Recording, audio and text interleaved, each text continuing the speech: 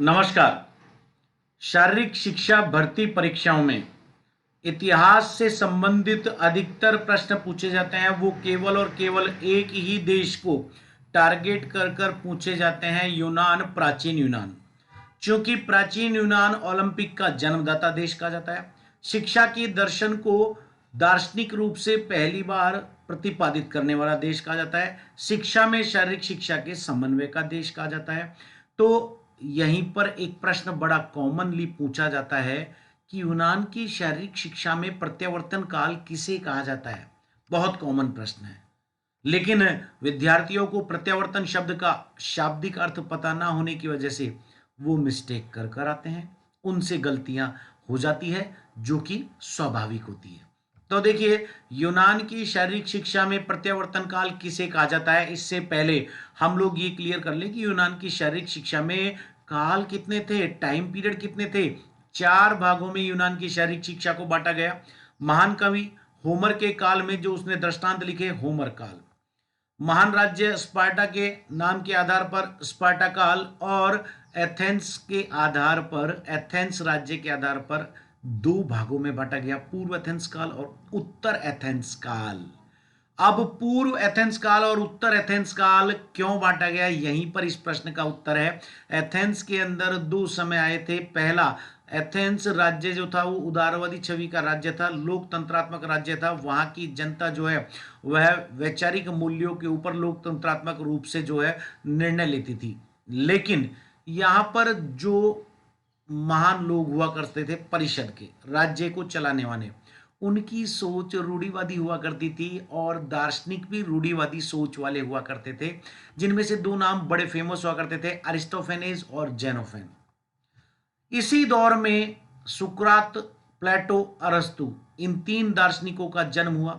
औषधि व्यायाम के जनक हिप्पोक्रेटस का जन्म हुआ, और इन्होंने अरिस्टोफेनेस और जेनोफेन की एक थीम को चुनौती दी। उस वक्त व्यायामवाद प्रमुखता से यूनान के ऊपर हावी था।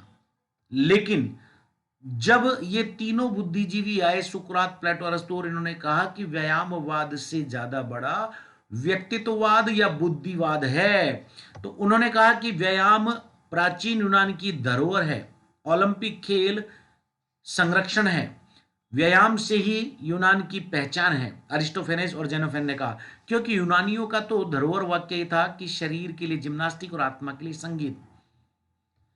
लेकिन इस वक्त आप लोगों को यह भी पता होगा कि लगभग रोम का आक्रमण यूनान के ऊपर हो चुका था। रोमन सभ्यता यूनानियों के अंदर कहीं ना कहीं घुस चुकी थी। रोम के जो योद्धा थे वो ग्लेडियर हुआ करते थे, ग्लेडिएटर्स।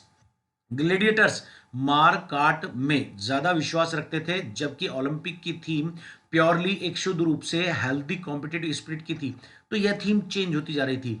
तो अरस्तु, सुकरात, प्लेटो ने यह चीज कहा कि व्यायामवाद को आप खत्म कीजिए। व्यक्ति का जीवन जो है वो मरने के लिए नहीं बना है, बल्कि उसकी बुद्धि का काम में लीजिए।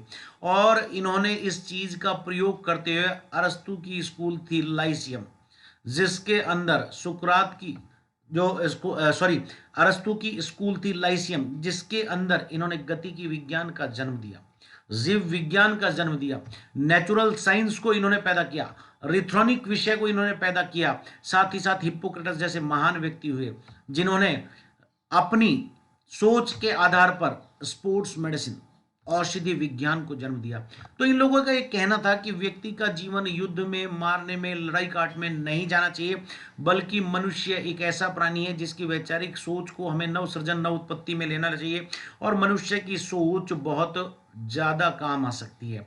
इसी चीज को ध्यान में रखते हुए बाद में एक नए यूनान का जन्म हुआ, जिस यूनान ने पूरे संसार को यह दिखाया कि नए विज्ञानों का जन्म किस तरह से होता है।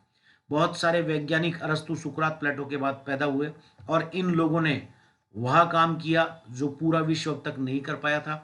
इसलिए इस काल को यूनान की शारीरिक शिक्षा में प्रत्यावर्तन का काल, चेंजिंग पीरियड कहा जाता है, जिन्होंने यूनान को एक नई दिशा दी थी। रोमन साम्राज्य जो उसे मार काट की तरफ ले जा रहा था, व्यक्तित्व को व्यायाम की खोज के अंदर, कि केवल व्यायाम कीजिए और शरीर किसी काम के लिए नहीं है। लेकिन इन्होंने बताया कि शरीर केवल व्यायाम के लिए नहीं बना है, और भी कई कामों के लिए बना है, जिसके एग्जाम्पल्स इन्होंने नए नए विज्ञान की खोज करके दिया।